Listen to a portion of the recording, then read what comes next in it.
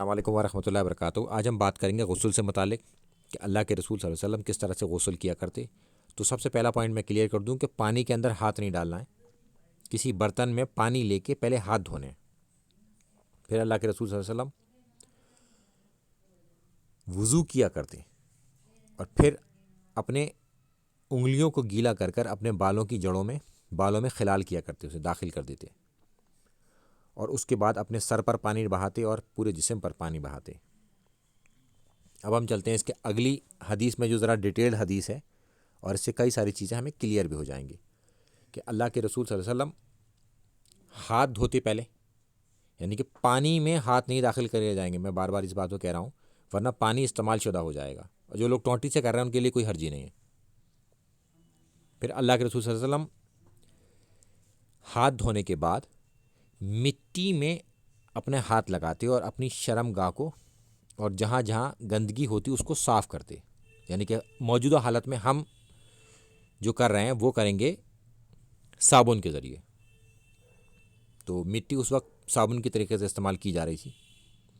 پھر اللہ کے رسول صلی اللہ علیہ وسلم اپنے ہاتھ دھوتے، اس کے بعد پھر کلی کرتے، پھر ناک میں پانی ڈالتے، پھر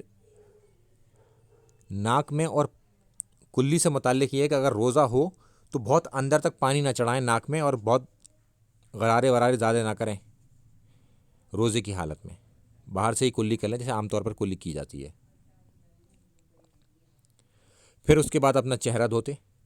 پھر بازوؤں تک اپنے ہاتھ دھوتے، اس کے بعد اپنے سر پر پانی ڈالتے، پھر اس کے بعد سارے جسم پر پانی ڈالتے، اور اس طرح سے پھر وہ پورا غسل کرتے، اور ایک جگہ بھی سوکھی نہ رہتی۔ اور اس سے متعلق میں آگے حدیث لگاؤں گا، پورے جسم پر پانی ڈالنا ہے اور کوئی جگہ بھی سوکھی نہ رہ جائے۔ اگر کوئی شخص کسی تالاب میں یا ندی میں غسل کی نیت سے ڈبکی بھی مار دے تو اس کا غسل ہو جائے گا۔ تو میں نے یہاں پر یہ بات کلیئر کر دی آپ کو۔ پھر اس کے بعد اللہ کے رسول صلی اللہ علیہ وسلم نے اس جگہ سے ہٹ کر اپنے پیر دھوئے۔ اس سے یہ پتہ چلتا ہے کہ اگر جس جگہ پر ہم نہا رہے ہیں اس جگہ پر ہلکی سی کینچ ہو جائے یا پانی جمع ہو جائے تو پھر ہمیں دوسری جگہ پر کھڑے ہو کر اپنے پیر دھونے ہوں گے۔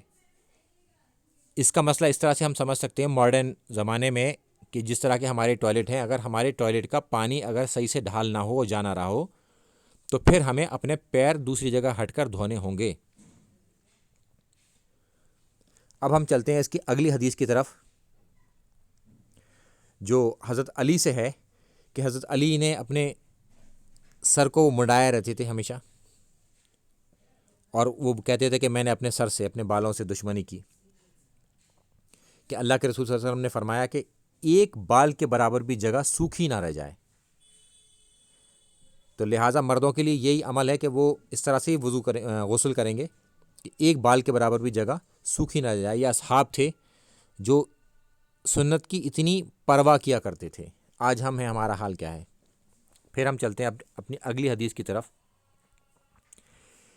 کہ جو عورت جنوبی ہے اسے بال کھول کر نہیں نہانا ہے، وہ اپنے بالوں کے اوپر 3 بار پانی ڈال لے اور اسے اپنے جسم پر ڈال لے، پھر اس کا غسل ہو جائے گا۔ مگر اس کے آگے والی دلیل سے آپ کو یہ معلوم ہو جائے گا، اگر حیض کی حالت ہو، حیض کی حالت میں بال کھول کر ہی غسل ہوگا اس کا، یعنی کہ پھر ہر بال میں پانی ڈالا جائے گا پورے سر پہ، حیض کی حالت والی عورت، اور نفاس والی عورت بھی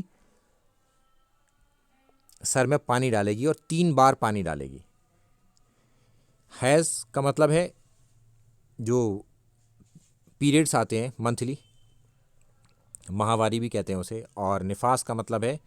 کہ ڈیلیوری کے بعد جب 40 دن تک خون جاری رہتا ہے اسے کہتے ہیں۔ تو ان دونوں کے بعد سر کھول کر سارے بال بھی دھونے ہیں، اور جنوبی حالت میں سر پر صرف 3 بار پانی ڈالنا ہے، بال نہیں کھولنے ہیں۔ اور 4 طریقے سے غسل ہمارے پر واجب ہو سکتا ہے، ایک شہوت کے ساتھ منی کا نکلنا، دوسرا میاں بیوی کے تعلق، چاہے منی نکلے یا نہ نکلے، خواب میں اور خود ہاتھ سے۔ اور میں اس کے آگے ایک اور چیز کلیئر کر دوں کہ منی نکلنے سے غسل واجب ہو جائے گا ہمارے اوپر، ہمیں غسل کرنا ہوگا، اور اس کی شکل ہوتی ہے بلغم جیسی۔ مزی نکلنے سے، جو ایک ٹرانسپیرنٹ کلر کا پانی ہوتا ہے، اس سے غسل واجب نہیں ہوگا، وضو دوبارہ کرنا پڑے گا اور اس جگہ کو بھی دھونا پڑے گا، اور منی کی جگہ کو بھی دھونا پڑے گا۔ ایک ہوتی ہے تیسری چیز ودی، جو پیشاب کے ساتھ کبھی کبھی نکل جاتی ہے اور وہ بلغم جیسی ہوتی ہے، پتلی سی، اس پر غسل نہیں ہوگا مگر وضو دوبارہ سے ہی کرنا پڑے گا۔ السلام علیکم ورحمۃ اللہ وبرکاتہ۔